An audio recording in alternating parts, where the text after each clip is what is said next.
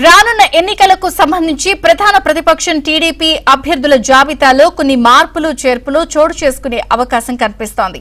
TDP నిర్వహిస్తున్న సర్వేల్లో వచ్చిన ఫలితాలు కొన్ని జిల్లాల్లో కొంతమంది నేతల చేరికతో మారుతున్న పరిణామాలే దీనికి కారణమని తెలుస్తోంది.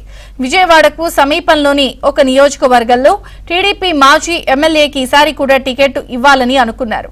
కానీ సర్వే ఫలితాల అనంతరం నిర్ణయం మారినట్టు తెలిసింది.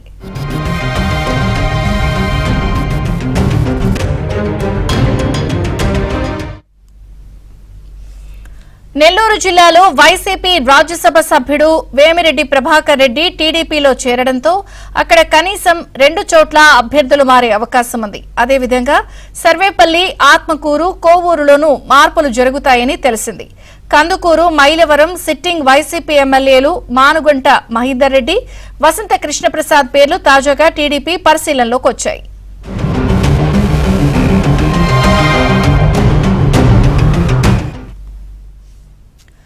ఇక వైసీపీలో సీటు మార్చారు అన్న కారణంగా ఒక మంత్రి తాజాగా టీడీపీలో చేరేందుకు ప్రయత్నిస్తున్నారు.